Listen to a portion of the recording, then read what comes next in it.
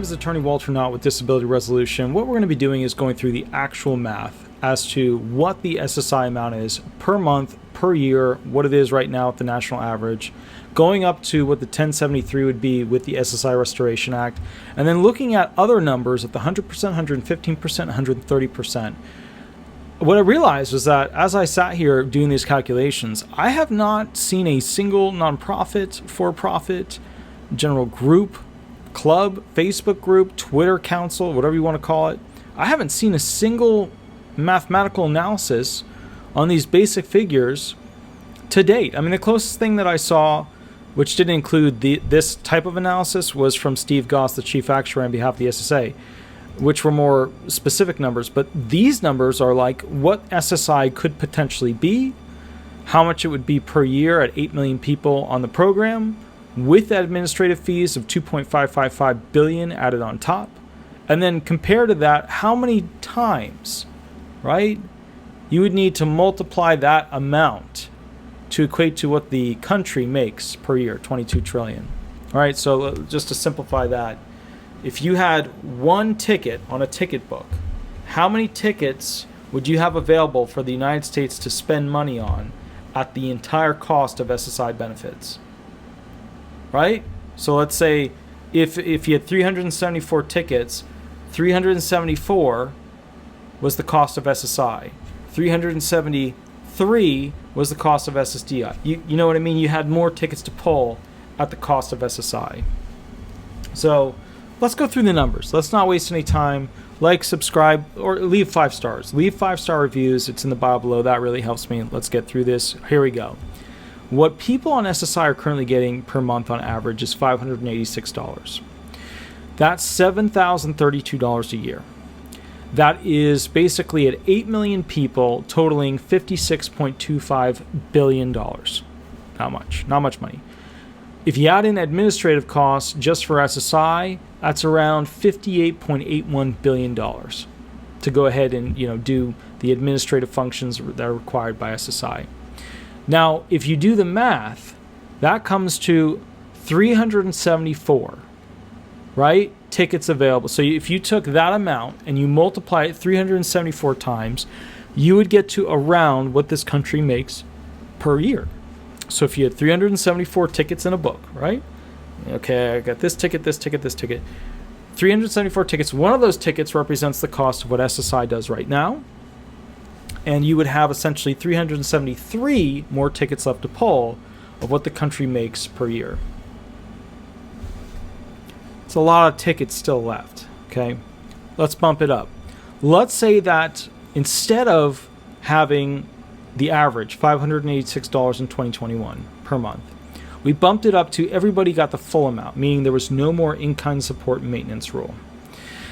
So if everybody got $794 per month, the 2020 maximum amount, then basically people would be getting $9,528 per year. And that's at about 74% of the poverty rate. At $586 per month, that's at 54% of the poverty rate, which is horrible because literally half of the poverty rate, half, is what we expect SSI people to be able to live on, which ethically makes no sense, morally makes no sense, financially makes no sense, actuarially it doesn't make any sense how a person could live on that. It just doesn't make any sense. All right, so 74%, right, of the poverty level gets you the full maximum 2021 SSI amount. It's $794 per month, $9,528 per year. That means $76 billion, around $76.224 billion for 8 million people to take at that amount for SSI. If you add in admin costs, you're at about $78.77 billion. If you compare that, right, to our book of tickets that you could pull off of that ticket book, that means that one ticket, the 753rd ticket, you pull that, that's your SSI costs, the whole program of SSI.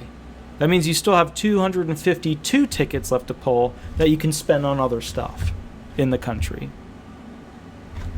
100% the poverty rate. This is what the Supplemental Security Income Restoration Act is all about. So the whole idea here is that the person would get around $1,073.33333, about $1,073 per month, and that would equate to per year $12,880. And if you multiply that out by 8 million people, you get to $103 billion basically.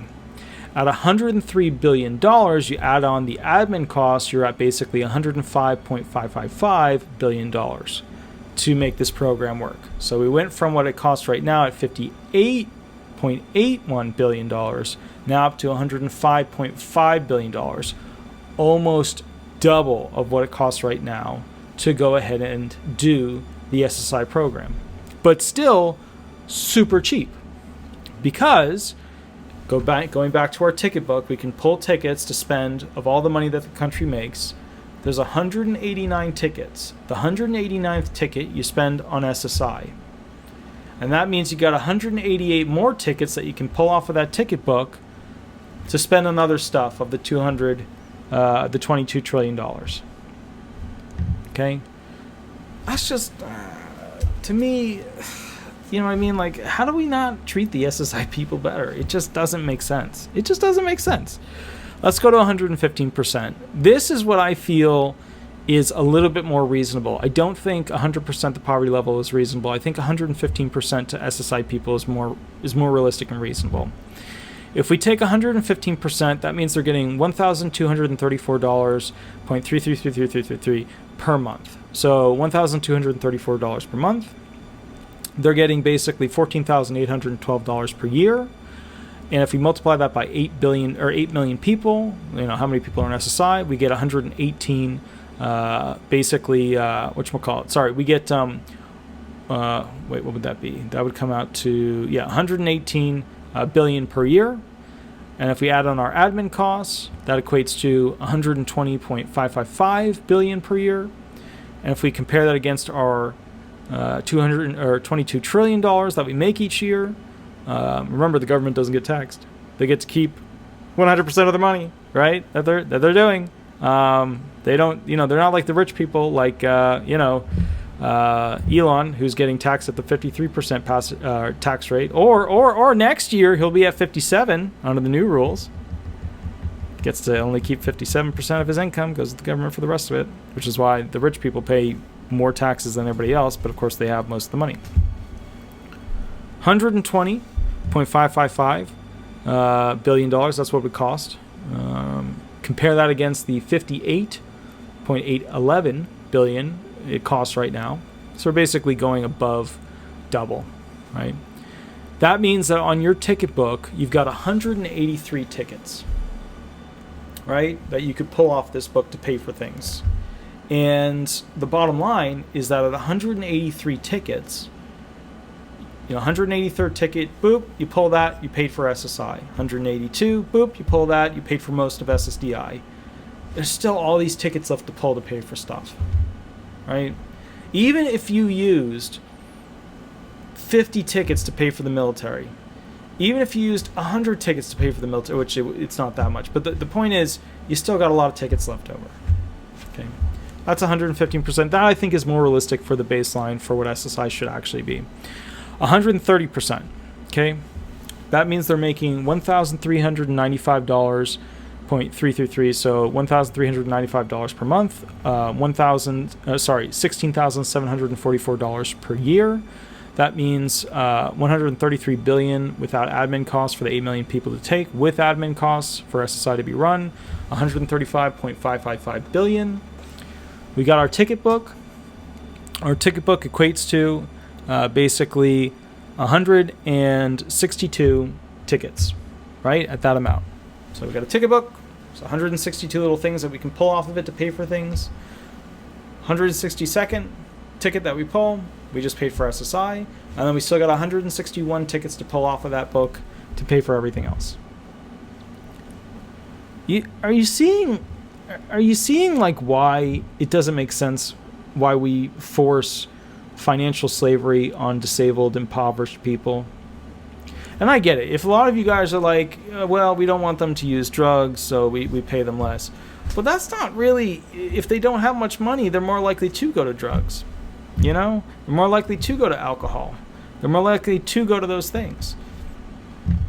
If you want to make programs that restrict a person's ability to receive benefits based on their ability to pass a drug test, that would be one way to do it. It would be wildly unpopular, and you'd have to have a bunch of, elements that allow for certain things because of all the medications that people take that show up as, positives and things like that. You'd have to build all of that into that.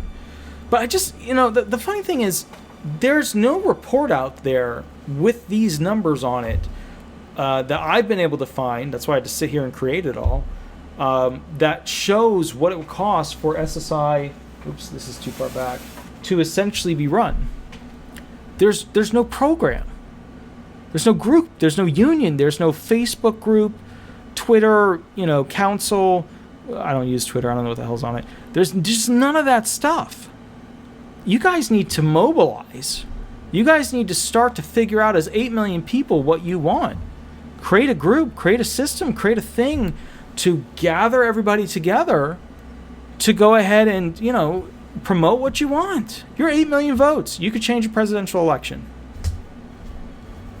You could. You could change any senator election. You could change any House rep election. You could. So why don't you? And that's what I realized. When I came out with the top 200 list of the most common Social Security disability hearing questions, which I remember starting that when I was in the tub. The top 50 trick questions, I started that while I was, I think, at a McDonald's. Actually, I was at a McDonald's when I first had the idea to go ahead and start creating it and doing the top 50. First it was 15, then we did that was at a McDonald's where I wasn't feeling well and I had a stomach ache. And yeah, I remember that. That was an interesting McDonald's event.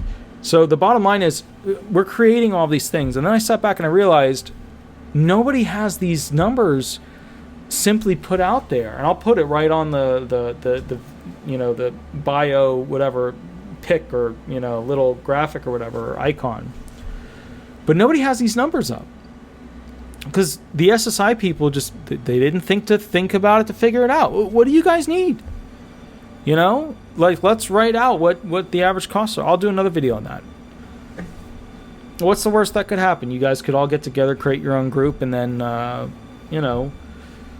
change America?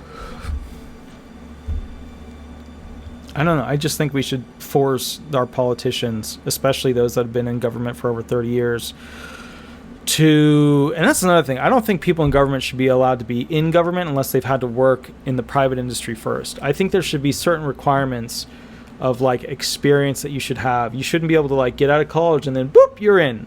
You should have to have experience working in the real world. Not hey, we're going to give you all the benefits, we're going to give you a massive raise every year, life's great. I don't think you should be allowed to have that right off the bat. I think you should have to have experience in the private market before you're allowed to go into that. I don't think somebody can work for the government their entire life. I just don't think that that's realistic for having a government that understands the real world. Well, we know that that's true because look at them go, Oh, God. Okay. Just think about that. Just think about those metrics. You guys need to mobilize. Whether you're seeking SSI or you already have SSI, you need to mobilize. So figure out what that looks like. I'm not going to be a leader of that because it shouldn't be me. It should be somebody who's on SSI or trying to achieve SSI who's part of that lifestyle. When I see these, I have a doctorate and a master's in drug rehabilitation, and God bless them. God bless them. But I have a hard, and I understand they understand the critical theory analysis of how it works and things like that. But I've never seen a drug program work as well as an aggressive penal institution that does not allow somebody to go ahead and use, get it through some other inmate, whatever. You want to know the most extreme they're not going to be able to use and abuse? It's the penal institutions. And the reality is this: we need an intermediary, but we don't listen to the users and the creative ways that they can come up with to fix their life as much as I think we should. And I think that's, we've only now started to constantly Ask thieves. Well, how'd you do it? How'd you do it? Well, I knew when the dog came to the door and the dog kept running around and barking and barking and barking that the owner probably wasn't home because the dog was not sure what to do. But the owner might have been home because the dog was running to a particular room over and over, and the owner might have just been ignoring the dog. Like we just, you know what I mean? Like we didn't start to really dig deep on this stuff until 20, 30 years ago when it came to, high-level theft crime. And figuring out how they did it each time. What were the little cues that flipped it so that they could get away with it, or they almost got away with it? I just we're like at the baby beginnings of SSI and studying it and what should happen for Americans. And instead of studying it, I think we're just starting to really do that. And some would say, oh, we've been studying it all this time. Well, then how the heck did we end up here at 54% of the poverty level, at $7,032 a month or a year and $586 a month? Like, how the hell did we get there? We must have not studied it well. I'll tell you that, All right, guys. Either way, like, subscribe. Please leave 5-star reviews. They help me the most. Remember, I go live every Thursday to answer people who are already on disability benefits, like the questions that they have, stuff like that. I will catch you a little bit later. Have an absolutely wonderful day, and we'll go from there. Thanks so much. Live every Thursday, 8 to 10 on YouTube. You can call the phone number below, and we'll go from there. Thanks so much. Bye-bye.